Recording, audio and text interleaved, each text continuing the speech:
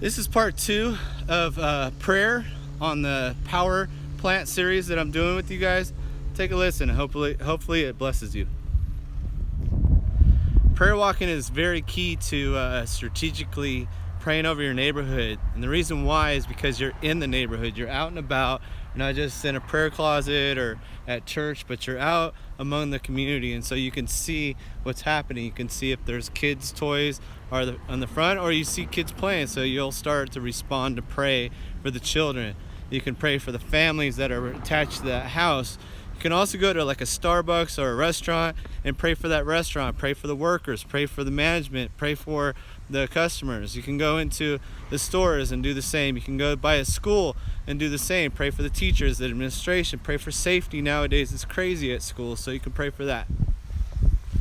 When you're out prayer walking, just don't talk to God, talk to the people. Just talk to a neighbor right here. One story I have is when I was in Wales, I was on a prayer journey, and we were out in Wales praying in all these different communities, and I was with Pastor Jeff Evans at the time. We were both partnered, and we were at this area, and I saw this incredible old bike. Didn't know what type it was, so I tried to take a picture of it, and when I was taking a picture of it, all of a sudden this vicious dog started barking, and so I ran, and I felt like I was at Sandlot or Stand By Me, sick 'em, and that's all I felt like. This dog was gonna nip me, so I'm running as fast as I can. And when I did, there's a guy that came out, tattooed bald guy, comes out, "Hey, what's going on?" And I was like, "Hey, I was just taking a photo of your bike." Started asking him about it. He said, "Oh, why don't you come in for some tea and cookies?" So we go into the house, and there's a bunch of other guys, big burly guys, biker guys.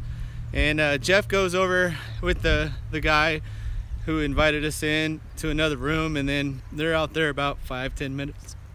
I'm hanging out with the other group, talking to them, and they're planning to go to California, I found out.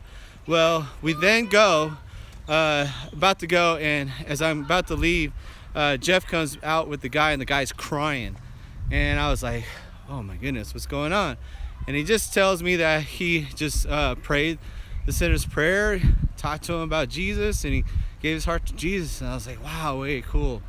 To find out he was the president of the Hells Angel chapter of Wales, and they were planning to go to California for Sonny's birthday, and so that's why they're there to plan that out. We would have never had that experience if we never talked to them. Hey buddy.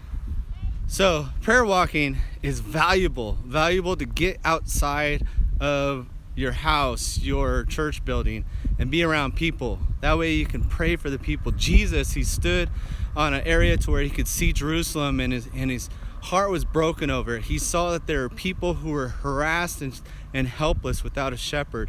He was among the people, and so being around them, you get a sense of what they're going through. It's also good to talk to the people, find out what they have sensed, or that what they see are some of the problems they're facing in the city.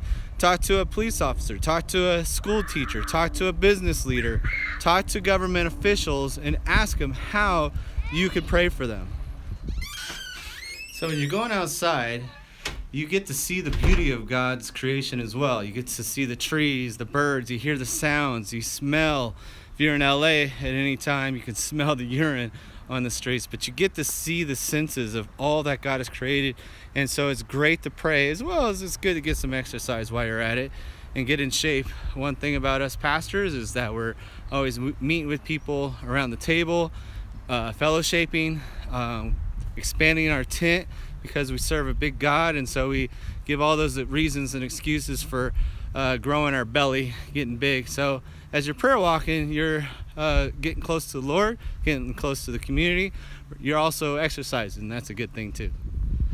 Another idea is prayer chains. Prayer chain is when you have a list of 10 people that have dedicated themselves to praying whenever something happens. And what happens is the person in that chain gets called and says, hey, so-and-so is in the hospital. So that person calls the person right below them on their list, and then they pray with that person. Then that person hangs up with you, and they call the person behind them or underneath them, and it goes all the way around to eventually, hopefully, it goes all the way around, and the person who's in front of you or on top of you or behind you, whatever, in the list, they then call you and pray. And that's where you know that it went all the way around. There was no missing link as that happened. Another thing is to be a house of prayer. Let people know in your community that you will be praying for them. What's up, buddy? That you're praying with them and for them. And you can always have like a prayer box in front of your porch or your house to where people can submit prayer requests for your for whatever they're going through, so they can submit those things to them. And so that's one idea, is be a house of prayer and let the people know in your community, hey, if there's any need for prayer, come and let me know. I'll be honored, love to pray for you. Another thing is follow up on those times of praying. Other thing is bring people with you. Bring somebody with you to where you could celebrate what God's doing. You can experience God answering prayers together. It can also be a reminder, because there's so many things to pray about. There's so much going on. But if you have someone else with you, they can remind you, hey, remember we prayed for that, and look how God answered that.